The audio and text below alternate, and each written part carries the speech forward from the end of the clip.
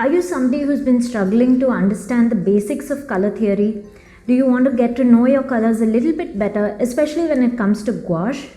Then you're in the right place. Hi, welcome to the channel. My name is Shivani and I'm an artist and designer based in the sunny city of Chennai in the south of India.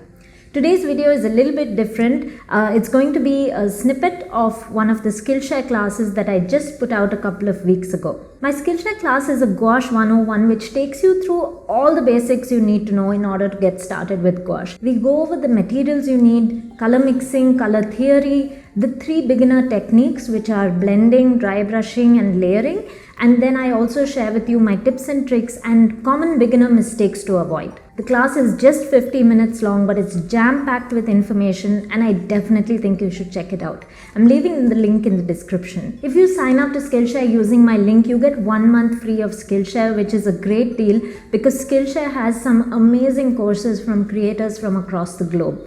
If you're somebody who's into any sort of creative learning, Skillshare is the place for you. So definitely check my link and go check out my course as well. So for today's video, we're going to get into basic color theory, which is just one small module from my Skillshare class. Let's get into it. So I've created a grid here and I've got my paints in front of me. Let's use these 4 colors, that is primary yellow, primary blue, primary red, and permanent green middle. Let's swatch them all out as is in the center of the grid, and then we'll create tints and shades for each of them. Shades are created by adding black to a color and tints are created by adding white to the color. This will give us a good understanding of the different values we can produce using the colors that we already have. So I'm starting by taking all the colors out onto my palette. And I'll start by swatching the 4 colors that I mentioned in the center column.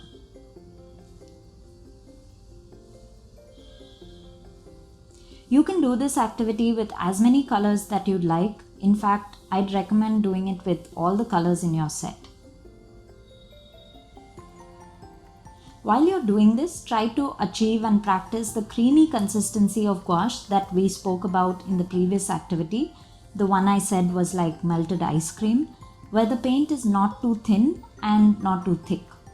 You still want it to be nice and opaque, but just watery enough for it to spread easily on the paper.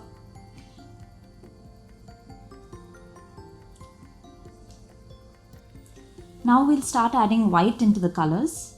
And make sure you do this very gradually.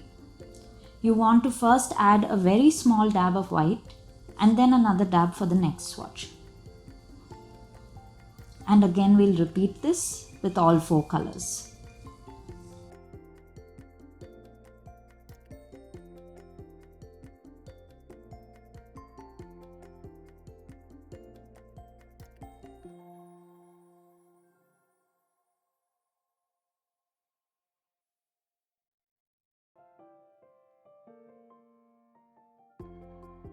Once we're done with all the tints, let's move on to creating the shades. We do this by adding black into each of the colors. I've washed off all the tints from my palette so that we don't have both white and black mixing into the color because that will give you a kind of grayish tinge. So when you're adding black, make sure there's no white left on your palette. When you're adding black, be very careful. By adding a very little bit, you can make the color extremely dark, so be very gradual about it. You'll notice interesting colors start forming, and one of the most interesting things I found when I started working with gouache was that primary yellow and ivory black make this beautiful olive green tone, and it's a really earthy green, and now I use that color often in my illustrations. One of the advantages of doing activities like this is that you'll be able to create colors that you didn't imagine before, and you'll understand the range of possibilities with your colors. I absolutely love mixing up my own shades rather than buying tubes of paint for every color that I want to achieve. Sometimes for certain colors, I do buy a tube of paint, for example, opera pink, turquoise blue, because it's very tough to mix up those specific shades. But for most other colors, I prefer to mix my own, like olive greens and indigos, rather than buying a tube. It gives you a lot more flexibility on the colors, and it just makes you a better artist overall when you're able to imagine such a wide range of colors with a limited palette. Doesn't this tell us a lot about the range of values we can accomplish with just a limited set of colors? It's quite magical, and this is one of the reasons why I love color mixing so much. In the next lesson, we're going to dive a little deeper into color mixing and basic color theory to create a simple color wheel. I'll see you there. For this lesson, we'll be creating a simple color wheel using just our primary colors. So I have primary yellow, primary blue and primary red. I'm switching over to a round brush for this. I'll be using my Princeton Heritage round brush size 4. I already have my colors laid out on my palette, so I'm just going to get started. Even if you've done a color wheel with any other paint set that you own, I'd definitely recommend doing it with your gouache set as well. It gives you a much better understanding of your colors and the possibilities with them. So we'll just start out with these circular blobs of our 3 primary colors in a triangular formation. If your gouache set doesn't come with primary colors as such, just pick the closest match. Now that we've got the 3 primaries laid out, let's start mixing our secondaries. We'll start with yellow and blue, which gives us green. Make sure you keep cleaning your brush after dipping into one color so that you don't contaminate the other colors. Try to take equal parts of the 2 colors when you're mixing your secondaries. And we've got a beautiful shade of green mixed up here. So we'll just paint it in.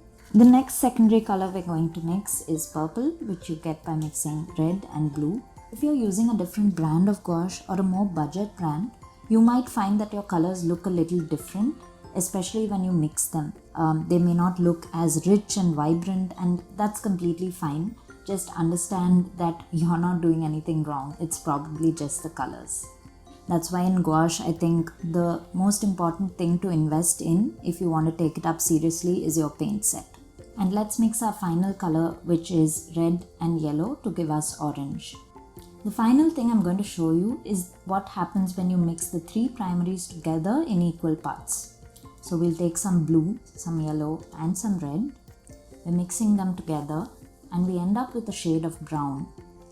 And this is very interesting because when you vary the proportion of the 3 primaries and maybe add some black or white, you can create a whole range of skin tones and earthy colors. For my first year of using gouache, I didn't invest in any other colors than my primaries, and I was just able to achieve so many colors with it that I was shocked by it.